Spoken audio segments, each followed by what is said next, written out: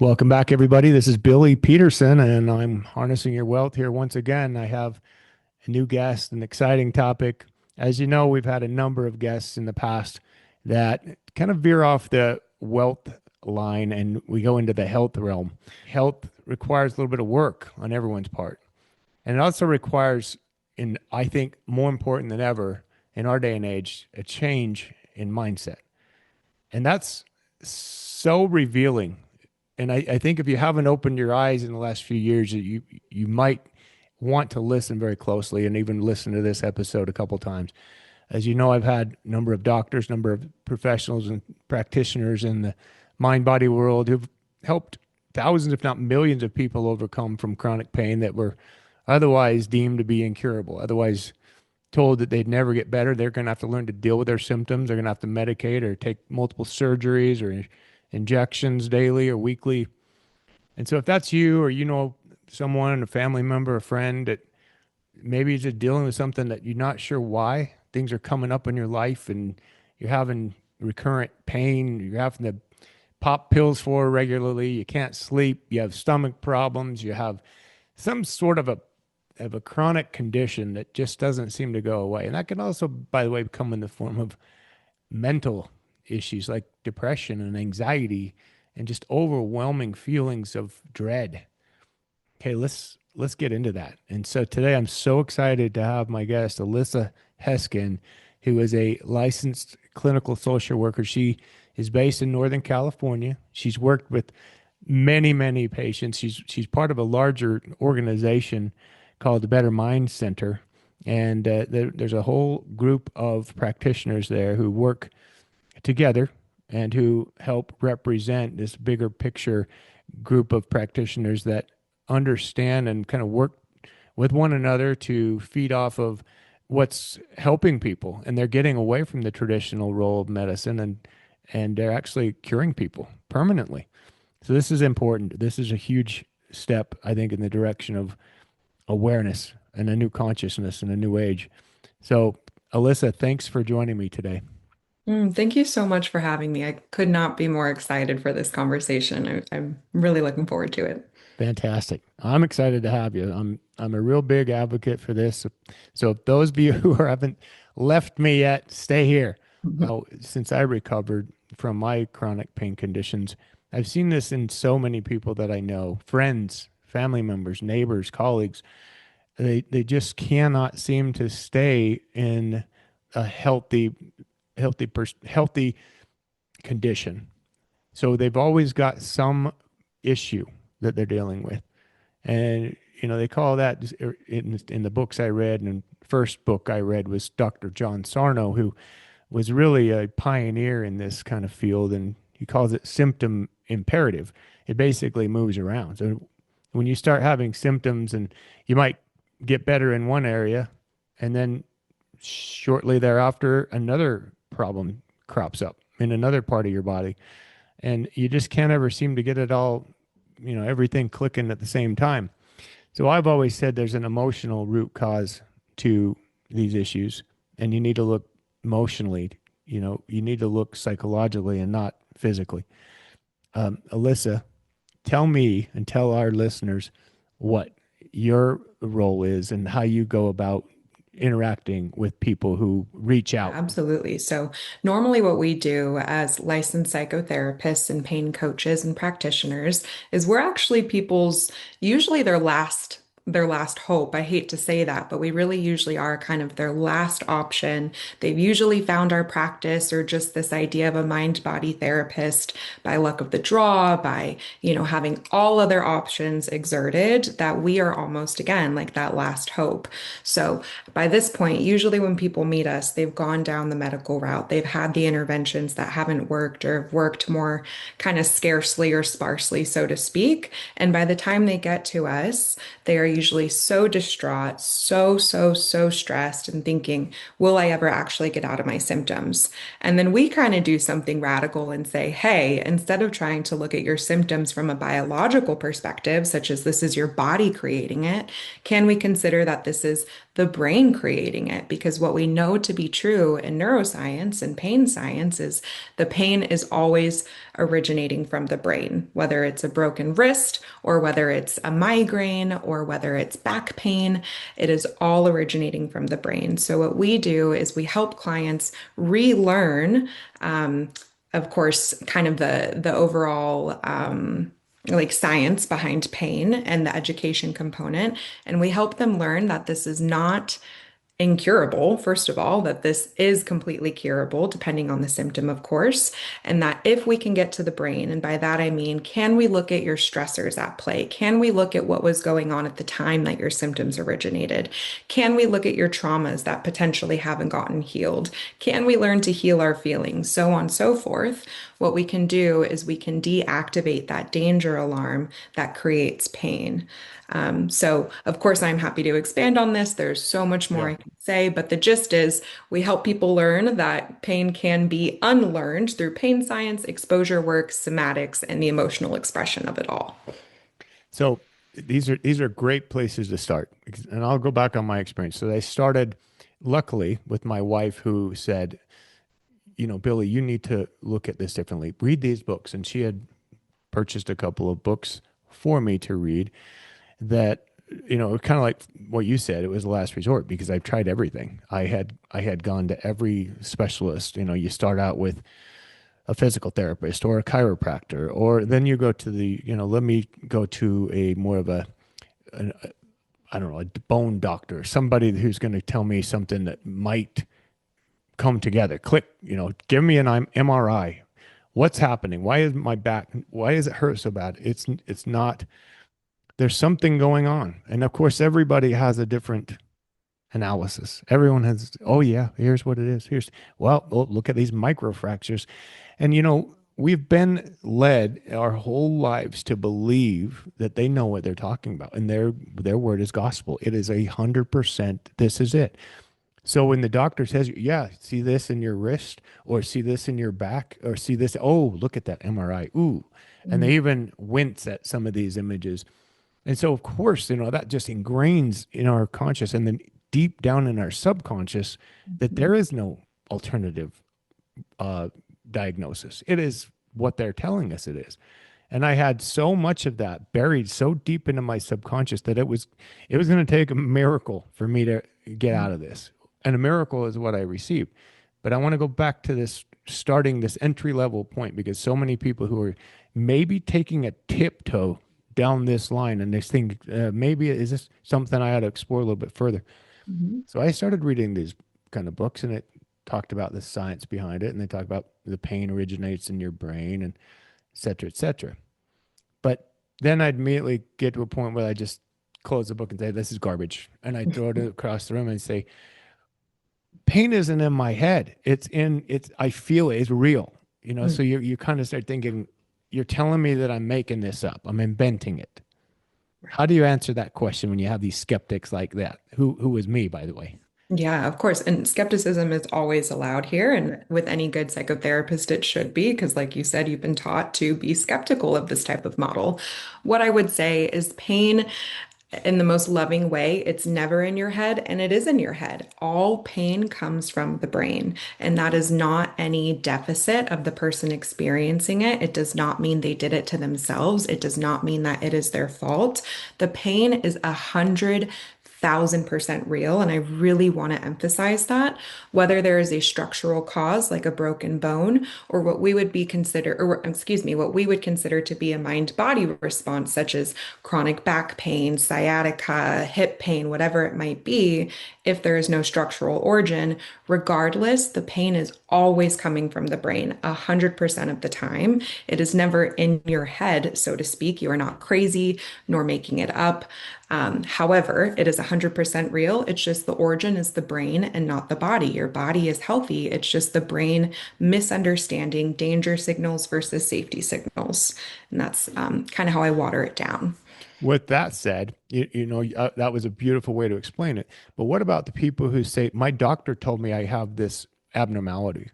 I have bulging discs. I have bone on bone in my knee.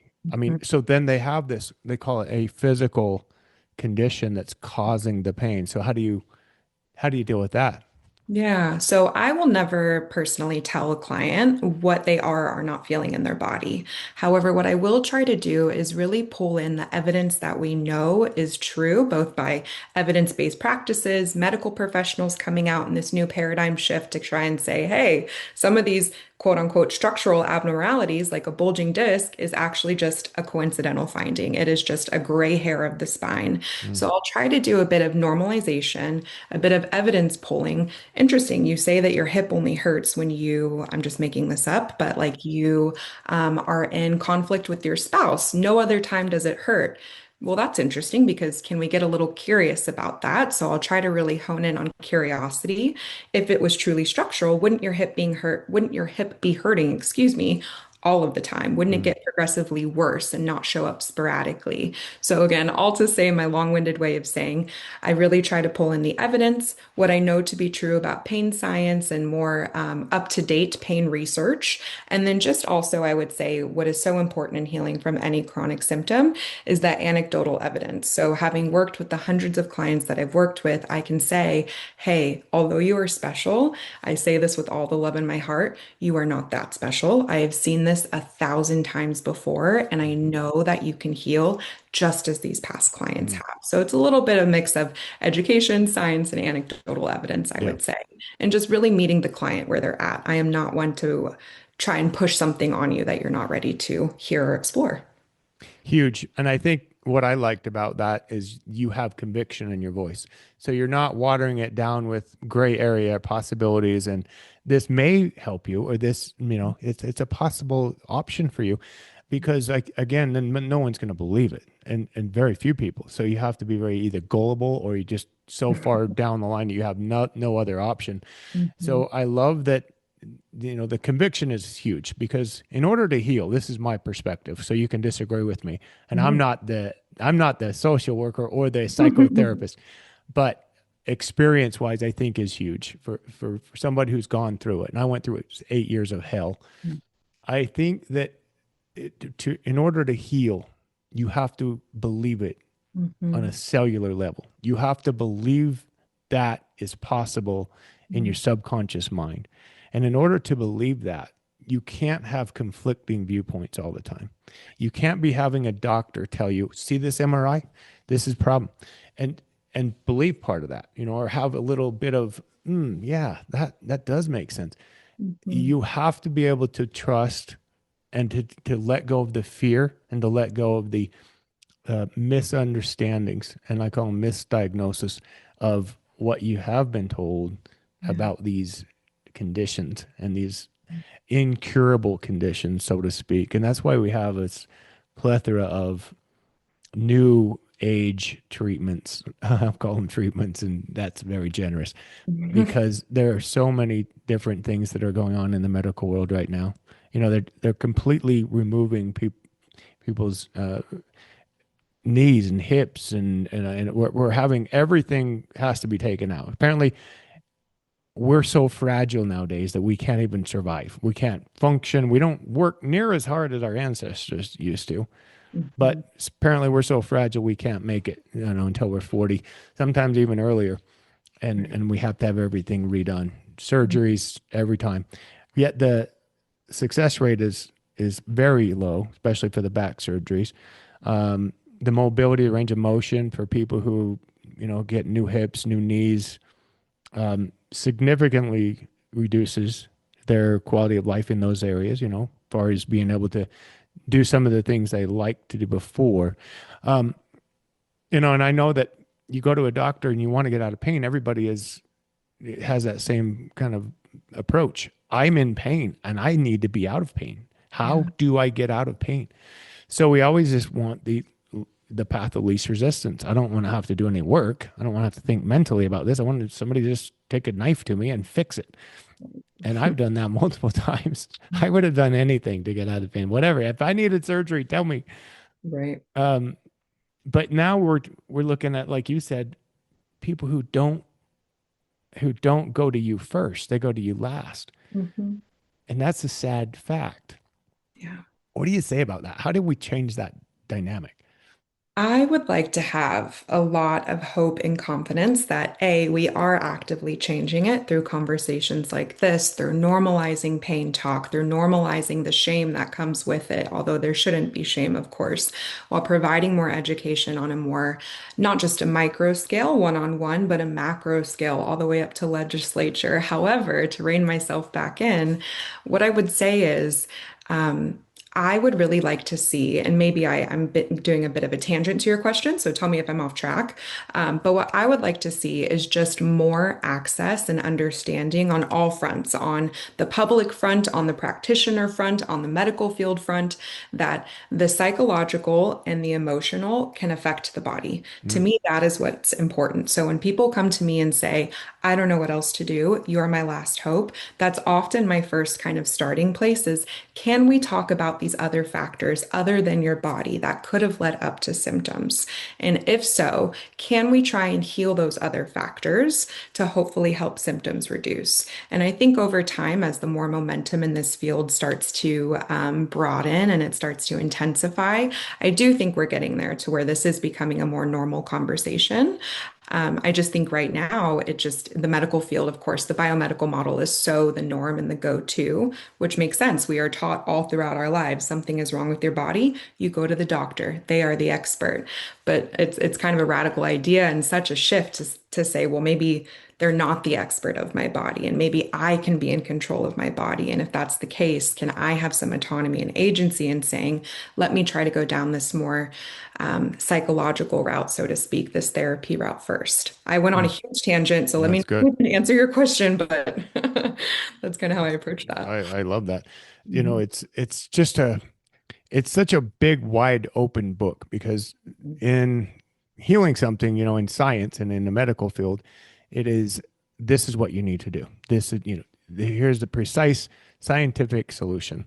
But in this field, it's not so cut and dried, right? And so when you meet with a patient or somebody that's coming to you and they have, let's say they have back pain or they have migraine headaches that are persistent and they just every day. Mhm. Um, how do you start this process with them, and how do you open up the door to a new world of way to think about it? Yeah, that's a great question. So, of course, it really depends on the client and how much knowledge they're coming in with. So, if they're already coming in with the knowledge about mind body medicine and pain science, I kind of, to be honest, just jump right in. Okay, what are the factors that led up to you developing chronic symptoms? How are you relating to yourself within those symptoms and separate from those symptoms? Sometimes, depending on the client, I might take more of a regular psychotherapy route if they have a lot of early life stressors that haven't been processed, or they are extremely hard on themselves, or perfectionistic, or they have people pleasing tendencies. I'll kind of jump in there to say, okay, essentially, I ask if pain wasn't the issue excuse me, if pain wasn't the issue, what would be? And can we work on that while we kind of keep this pain focus on the back burner? And this is if they already have the pain science education. Can we keep pain on the back burner, excuse me, as just kind of a marker for how your body is responding when we bring up these topics about trauma, stressors, how you're relating to yourself. That would be one route to go. The other, if someone is coming in fresh-faced and not knowing about any of this, we really hone in on that education component. And like you said, a lot of conviction comes with that, a lot of confidence comes within that talk, and then the evidence building component. So how can we find these missing pieces in your story, where maybe we can just get a little more curious about, is the symptom structural, or could this be more mind, body, and emotions based, as you said earlier? But Mm. it, of course, just really depends on what the client is coming in with. How do you get people to start changing the way they think? Because I mean, you know, with the skeptics, with the folks, some people are very easy to discuss things with, and they have more of an open mind, and they adopt things much quicker. How do you deal with the folks that don't, that just distrust, or they kind of look at you like, oh, you're crazy, Yeah. you know, roll their eyes at you? Yeah, those are some of my favorite clients, by the way. So, call me out.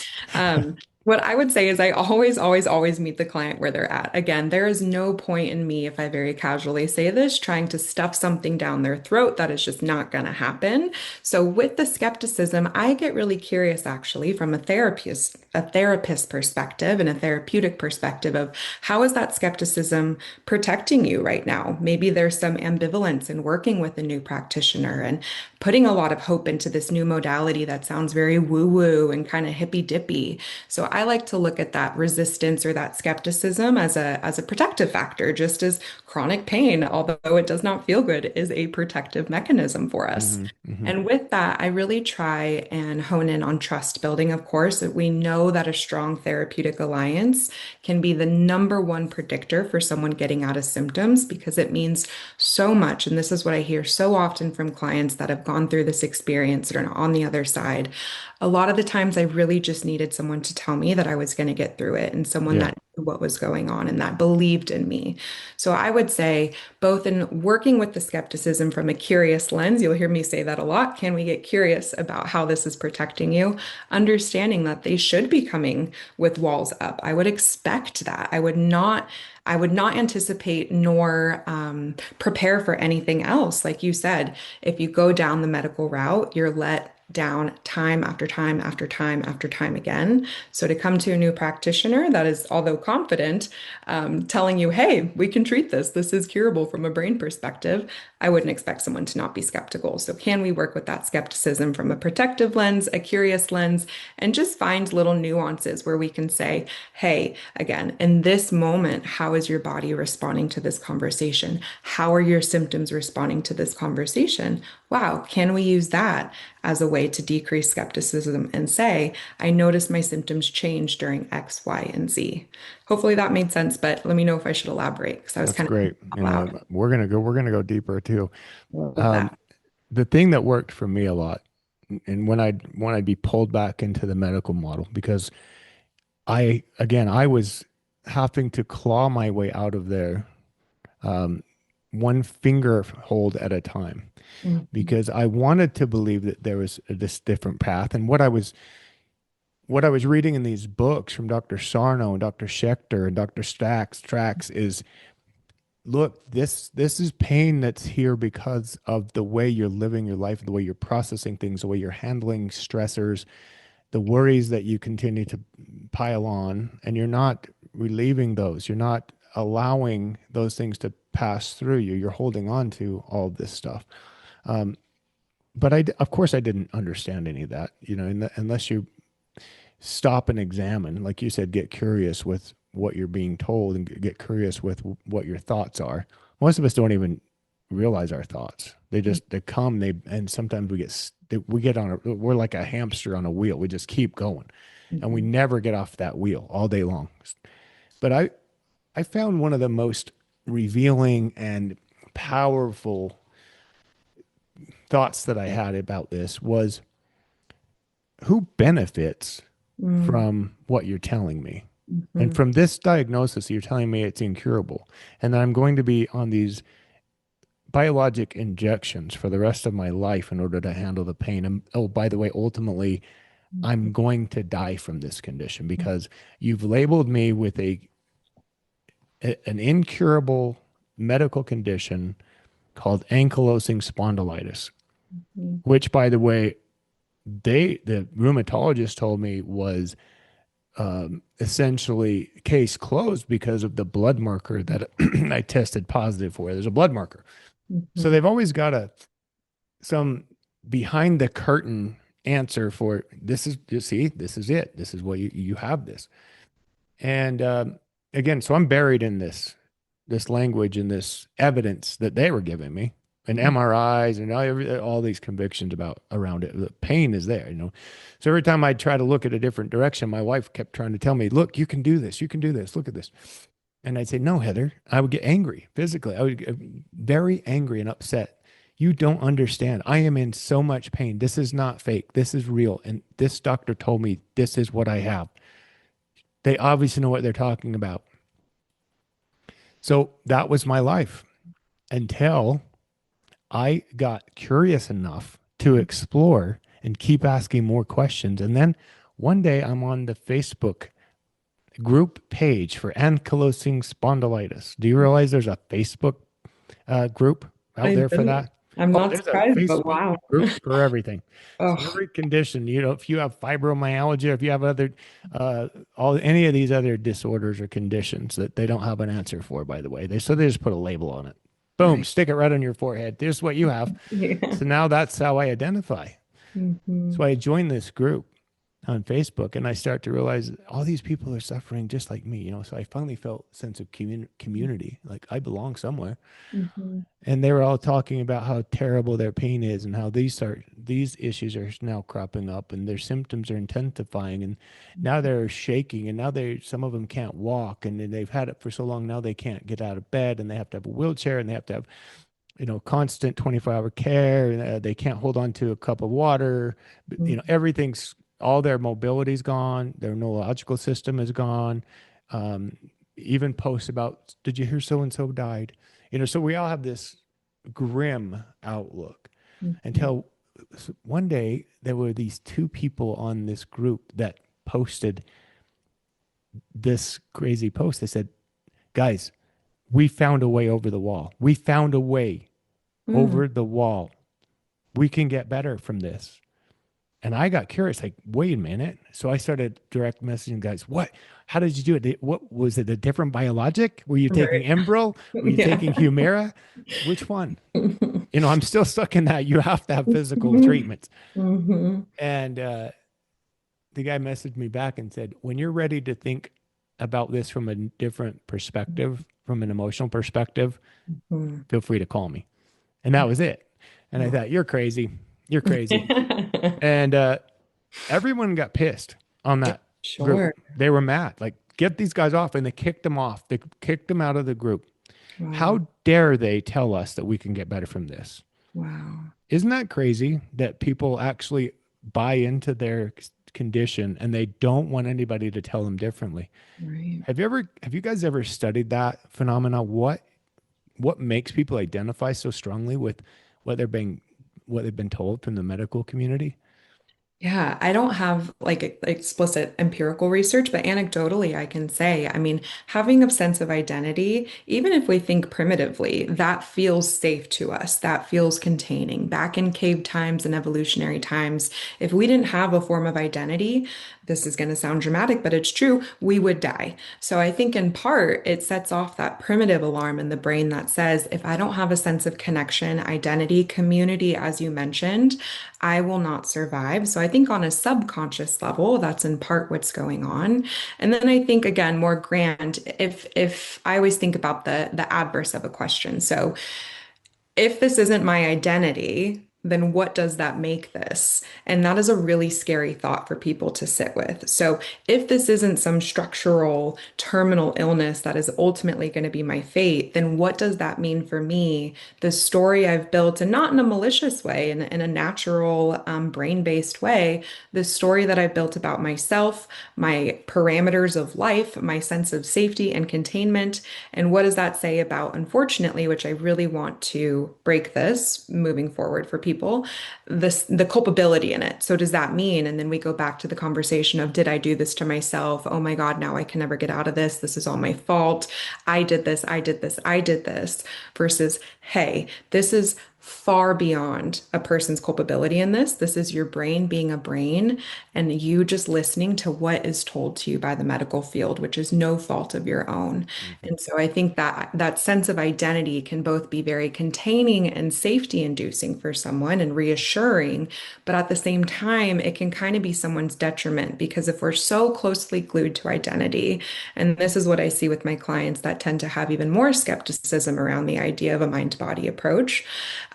If we were to give up that sense of identity, there would be a lot of uncertainty and unknown in someone's life, which will ultimately feel scarier than being in this safe containing box of the identity that they felt that they felt for themselves and created for themselves. Mhm. So it's hard to break away from the identity of this is what I've been told, so this is who I am. But it's also one of the most important things we can do in mind body healing because of that message it sends to our brain. This isn't who I am. I can be something beyond this. And this is my brain, again, just being a brain. Yeah. I think sometimes going back to my point earlier is just this the skepticism can be good and bad. It can be bad in the sense that you are reluctant to consider alternative modalities or something that's actually working, that's actually getting people completely healed without any form of additional intervention or additional treatments from the medical community. So that skepticism is there and it's real.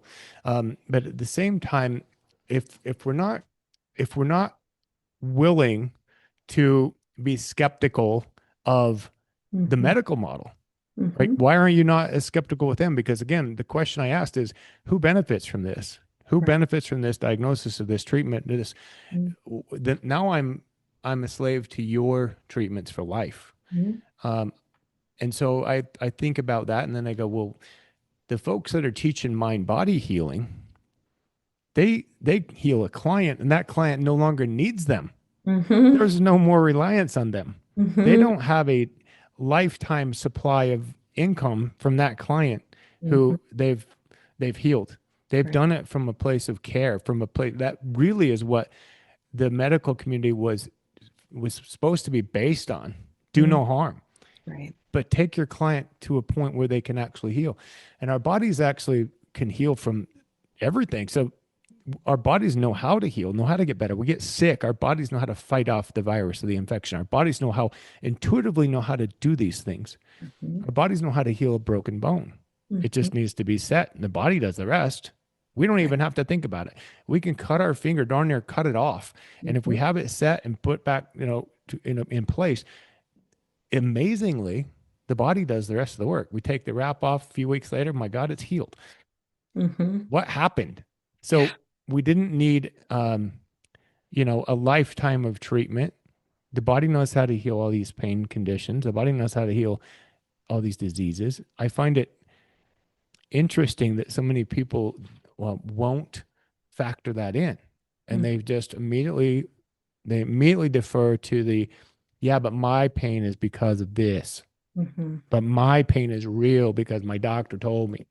Mhm.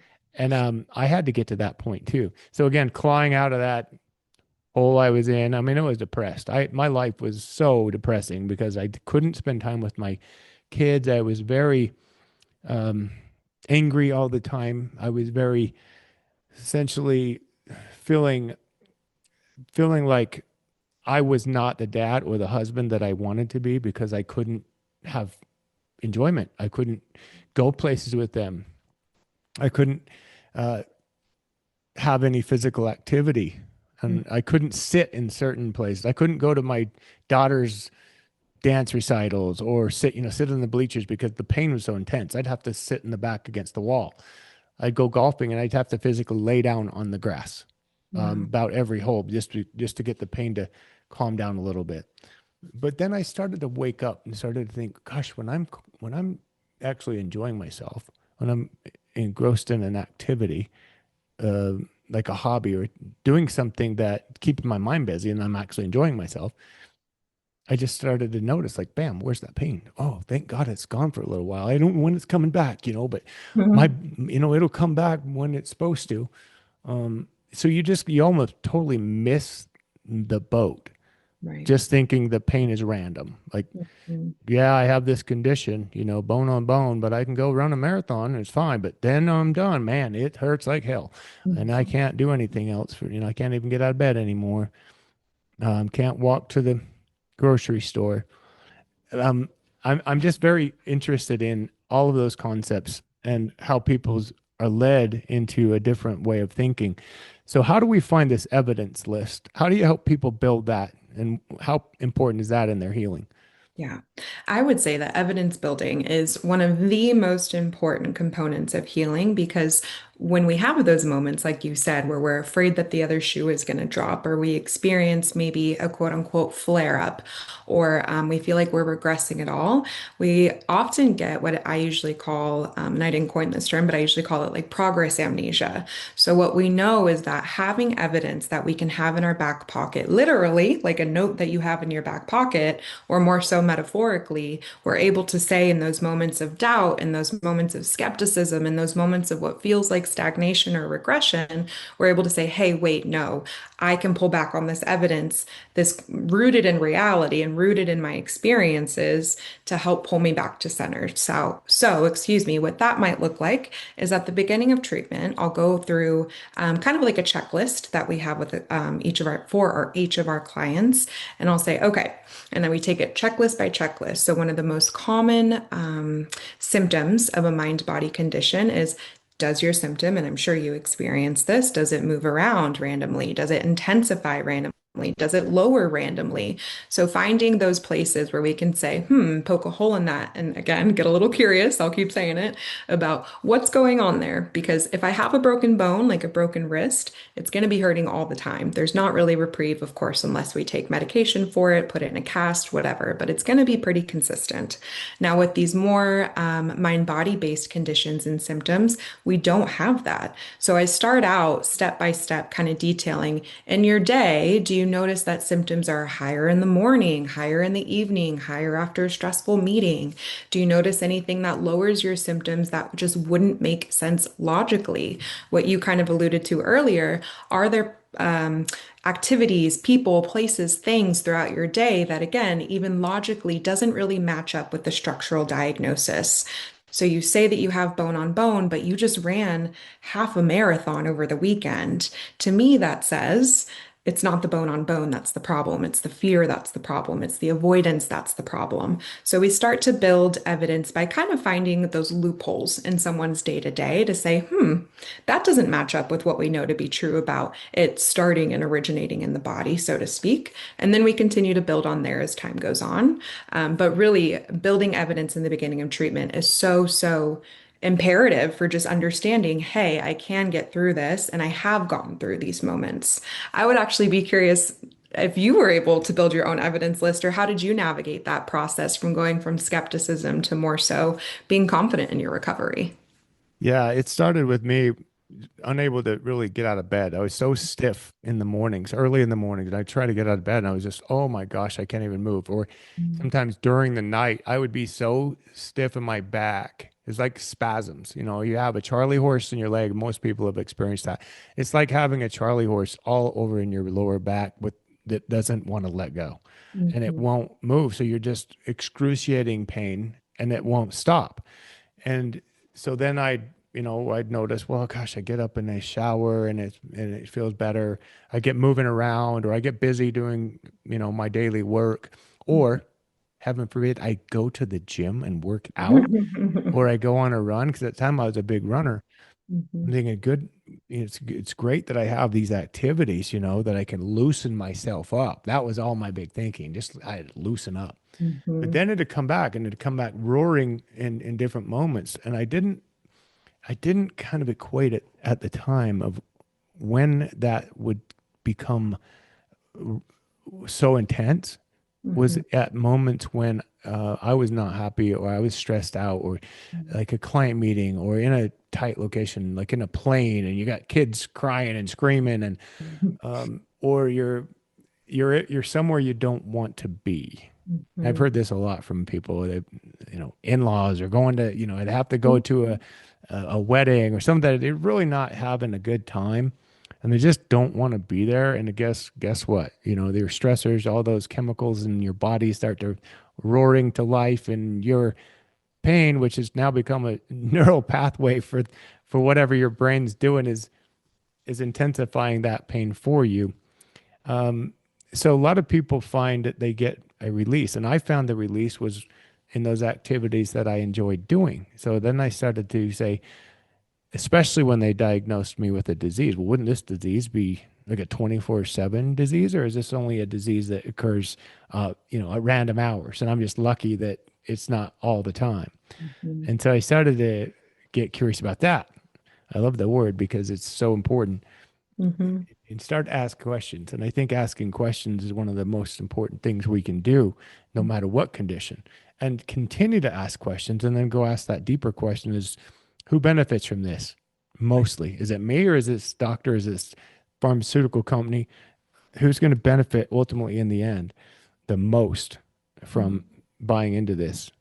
Now, I don't want to tell people that um, there's not ways. Certain people can heal from certain things, Mhm. and I've found that there's this, I'm really upset that they haven't studied this further, but something as easy as everyone knows the placebo effect. And I Mhm. think that the placebo effect, in all honesty, can heal a lot of people from a intervention from the traditional model Mhm. that they believe it was going to work. So it did.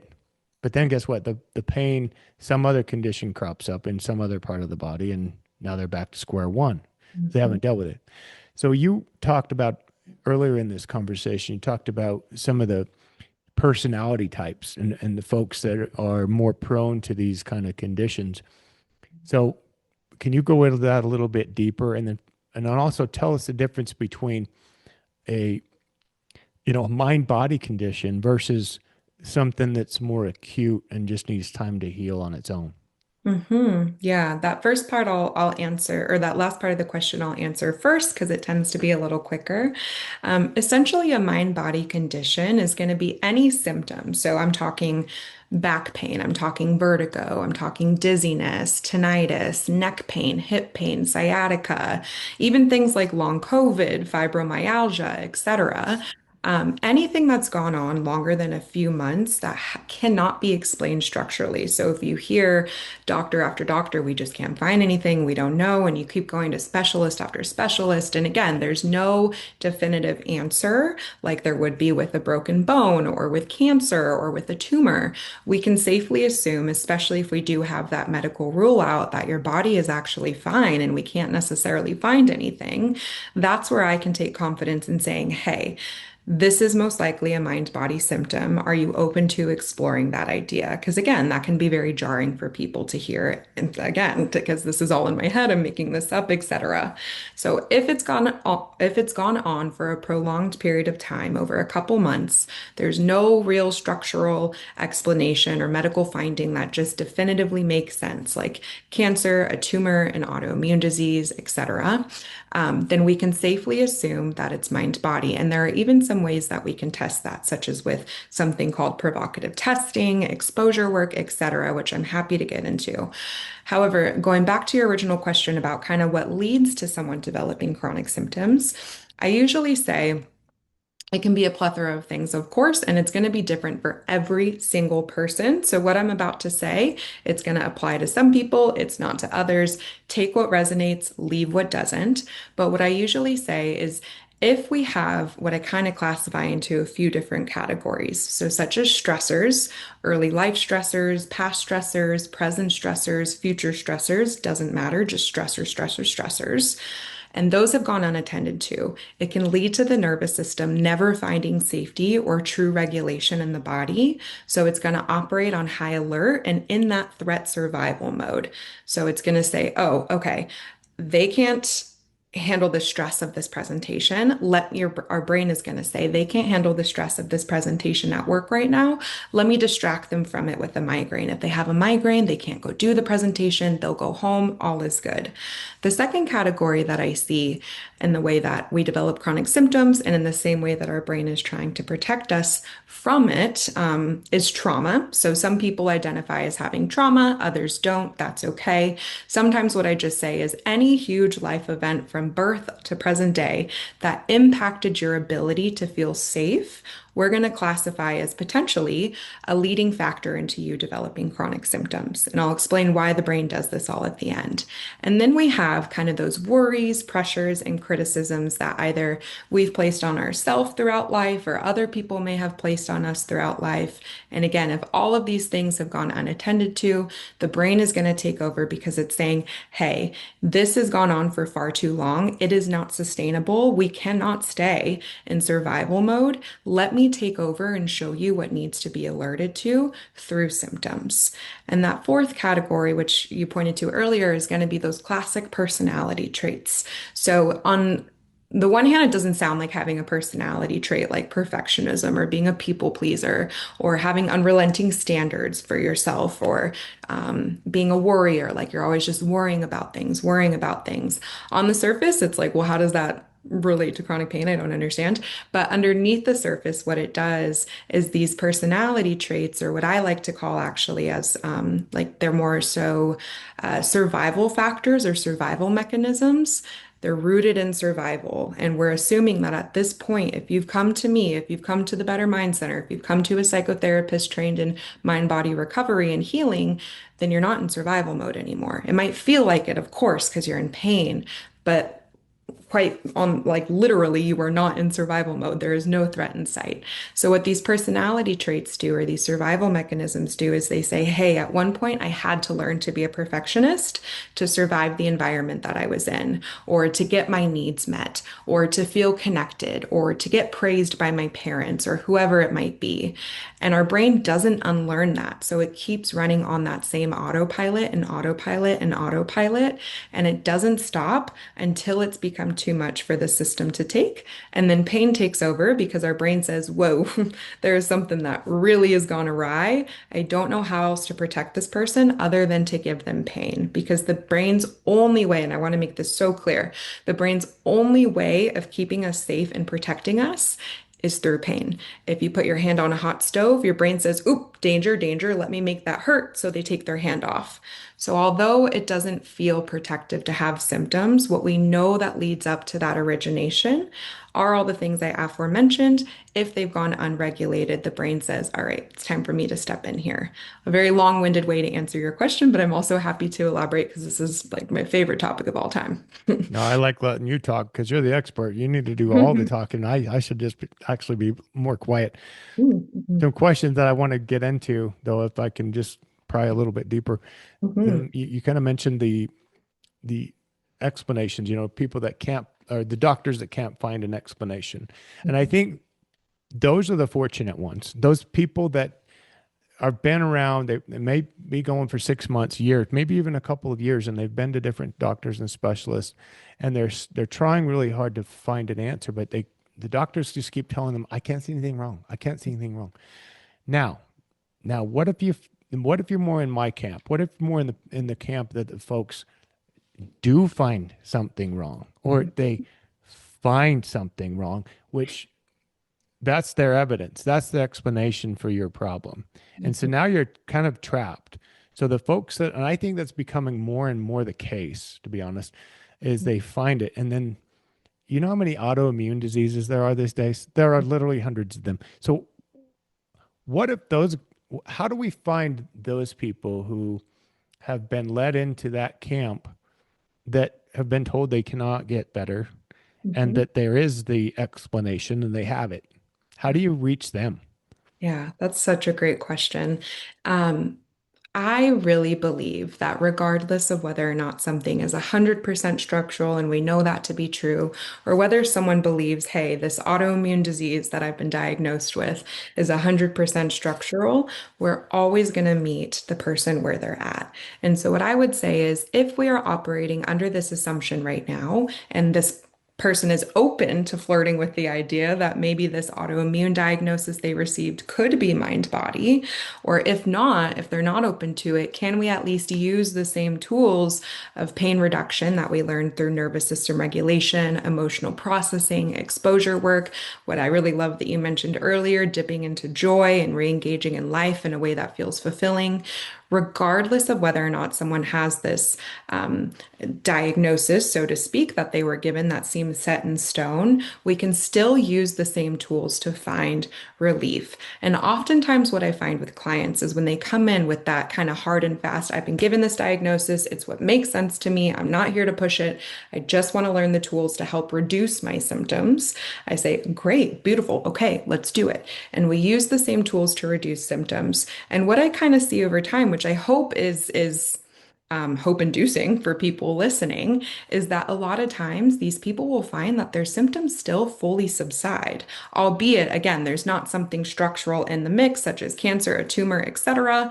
A lot of people find that even these diagnoses that they receive that they too thought that they were kind of stuck with for life, and it sounds like you have a very similar story, that they too can subside because oftentimes that diagnosis starts to disconnect from the person as a person. So it's just this diagnosis, it's just some words that I received, but I'm received, but I'm engaging in life in a way that feels good. My symptoms are my symptoms. They are what they are. I just don't care anymore because I'm doing what I love. The diagnosis doesn't matter anymore. And then we start to see symptoms subside even more. So it's kind of a mix, but I always say if a person is open at least to the idea of flirting with the idea, that something could be mind body, even if they were given the structural diagnosis, that is a great opportunity to start because all of the skills learned will still help enhance your life overall, even if symptom reduction doesn't happen.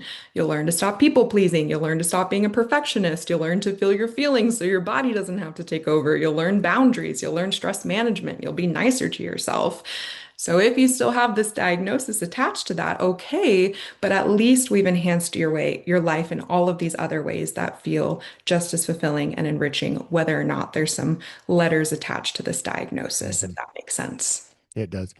I feel like I've become a pretty huge cynic in the medical model because of what I went through myself and just had so many people tell me without a shadow of a doubt that I had this condition, I would never get better, or I had these, and then multiple people told me different things, multiple specialists, and every one of them was wrong.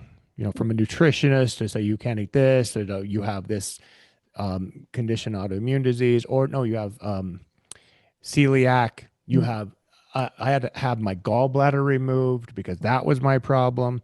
I mean, so many things that you subject yourself to in the pursuit of pain symptom management or reduction or freeing of pain, because I wanted to believe that certain things that I could do would actually get me out of pain. I didn't want to cope with pain. I didn't want to learn to live with pain. I wanted to have my life back. Right. So essentially, I would listen to anything. I would try anything. I spent tens of thousands of dollars with every possible answer that there was. So now that I have the ability to look back with open eyes and have crossed that divide, that huge divide, I would love to go back and talk to all these specialists and doctors and therapists who think that they're wearing this badge of no, I know all, Mm-hmm. that I want to tell them you don't. You don't, unless you've had a course in mind body healing, unless you've taken a serious course and understand that the psychological realm, the mind Mm-hmm. is in control. The mind is the unit. The mind controls all this. And if you think that the body is like a car that you need to work on and it breaks down and now we need to just tear the car apart, Mm-hmm. you've missed the whole deal. You've missed everything because the engine is right here. It runs the whole show. So I'm just trying to say, in not so uncertain terms, folks who are listening, be curious and get get deeper in your curiosity with what you have, what symptoms you have, why they came up, when they came up, what's Mm-hmm. going on in your life, and don't accept the fact that then just my body's breaking down. I'm getting old. It's over for me. That's just such an old way of looking at life and such a sad way of looking at it. You think you'll never get better because the doctors don't know how to make you better. But we're right here telling you there's there's a way to do it.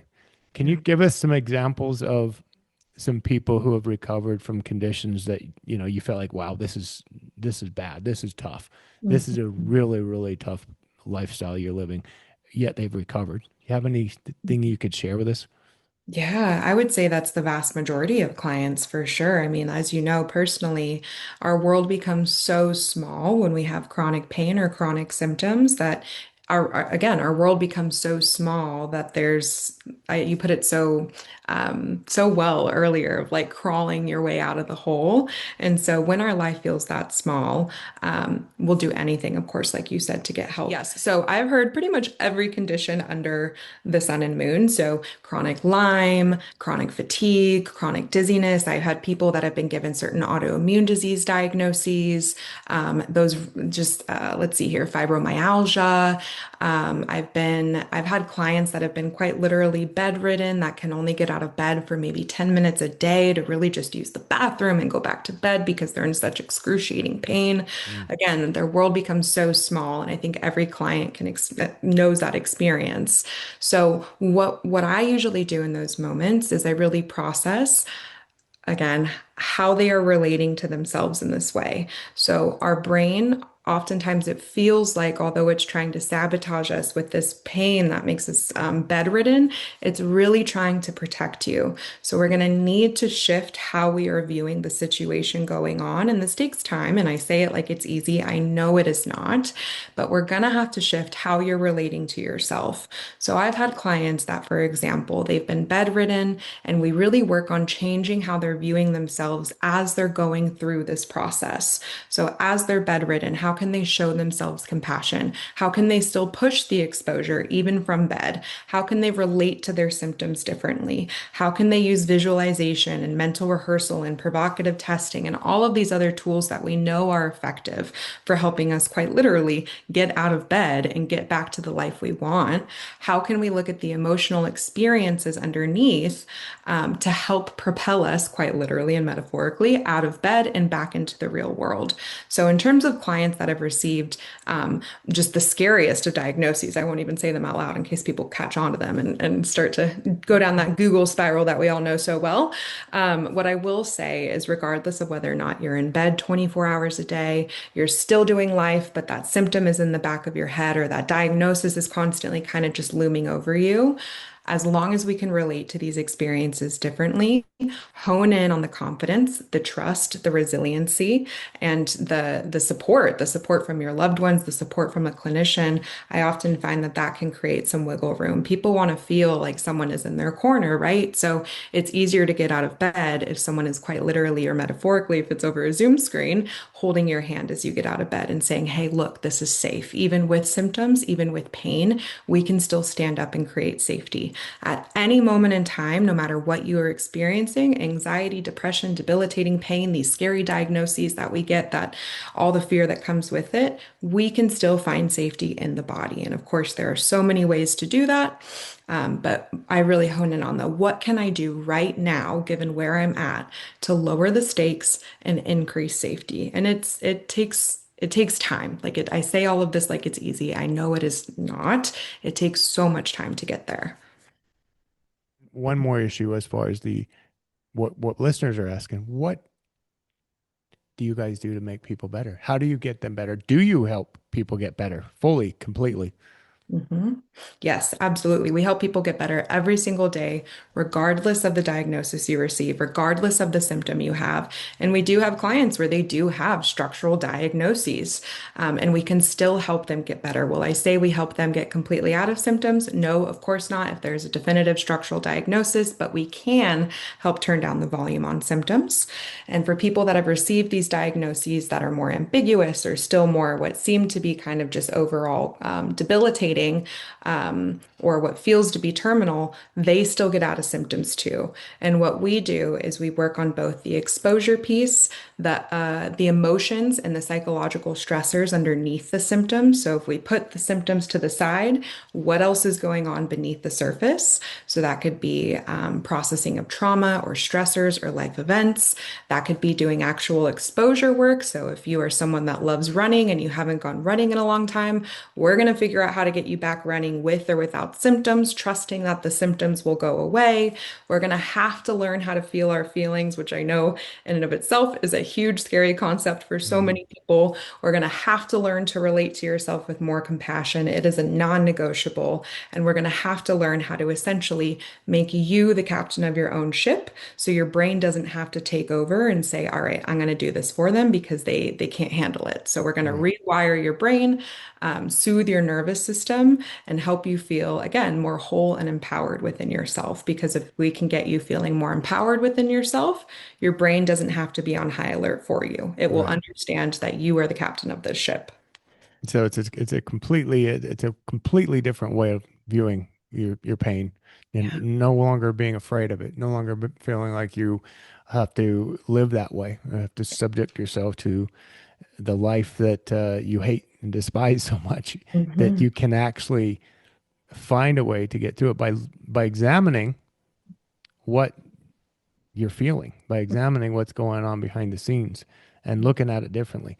So if we were to wrap this conversation up, and people are kind of taken away from it, um, what would you leave them with to give them hope, that Mhm. and like there's no recipe. I told you that earlier. There's no manual to get better. Here's the instructions, Hmm. right? That doesn't exist. So we're trying to lay out a foundation of looking at it differently because the healing comes almost invisibly. The healing comes without us even being aware of it. It just happens. Right. Magic is, you can call it magic, but what happens is your brain just rewires, it kind of reboots itself. And you Hmm. don't know when that happens or how quickly it happens. Sometimes with people it's very quickly. Hmm. Sometimes people can heal within a matter of a few days. Sometimes it takes other people many months because they're so embedded in this way of thinking or this worrying and this anxiety and this tension that they've built up and this trauma that they won't process and they're being blocked. So this, these harmful chemicals continue to ravage their mind and push stuff into the body and into the pain circuits that they're so used to. But if you could summarize that, Hmm. Alyssa, how do you tell people, the steps, if you will, the basic steps to healing permanently? Like if they were kind of doing, just so I understand, almost like a self-help course in chronic pain healing. Yes. Yeah. So Mhm. summarize, like, do what, and then obviously to entice them to want to reach out to you guys further to open that conversation up if they can't do it on their own. Right. So I would say the first thing is that although it might feel, again, I'm going to say it again and again and again, like your brain is sabotaging you, it is not. It is only trying to protect you, and you have done nothing wrong. This is not your fault that these symptoms are happening. You do not deserve them. Nothing has been done on your end that could have caused these symptoms. It is just your brain being a brain. You are not alone in that, and there is hope. And where we come in is hopefully to instill that hope, both through our trainings and our anecdotal evidence. And what I would say is the short and sweet, truly, is if we can just get you back to living life in a way that feels good and engaging and fun and filled with love, we know that that dismantles the danger alarm in our brain, which is going to dismantle the pain. So that's the short answer. Again, easier said than done. The longer answer is, can we understand A, that what got you into your symptoms is not going to be the same thing that gets you out of your symptoms. You are not going to perfectionist your way out of symptoms. You are not going to people please your way out of symptoms. You are not going to obsess your way out of symptoms. You are not going to think necessarily your way out of symptoms. So, what got you into symptoms is not going to be the same thing that gets you out of symptoms. And that's actually a good thing because what got you into symptoms is what's keeping symptoms here. So, we're going to lessen the rigidity. We're going to lessen the obsessiveness. We're going to lower the standards in a way that actually feels good and not like we're just constantly moving the goalpost each and every time we make one of our goals. Um, we're going to change the way that you relate to yourself and your symptoms in general. At the root of symptoms truly is fear, whether it's of symptoms or something else in your life. Doesn't matter to me, it's fear. So we're going to get at that fear. We're going to get back to the things that you're avoiding. We're going to relate to yourself in a way that harnesses compassion and emotional intelligence. We're going to heal the things that you've just been suppressing and pushing down and ignoring. And ultimately, we're going to create this new life that might just might actually make you grateful for symptoms. And I hate to say that because I know it's not something we feel grateful for in the moment. But when Mhm. we're on the other side, what I hear most commonly from people is, I would not have gotten to this place in my life without symptoms. And Mm. for that, I am grateful. And now I'm living a life that feels more balanced, more holistic, more safe, and actually feels like I, again, am in control of it rather than my body Huge. and my brain controlling me. Huge, huge, huge.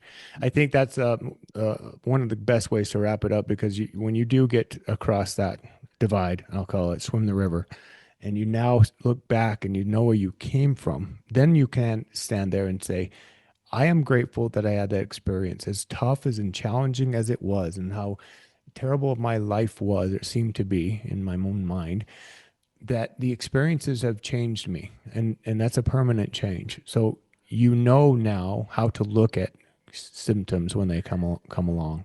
Inevitably, we have a headache here and there. We have something that hurts here and there, and we don't immediately just assume that we've broken something or that there's a physical problem, and now we need to run and get it fixed with some sort of an intervention.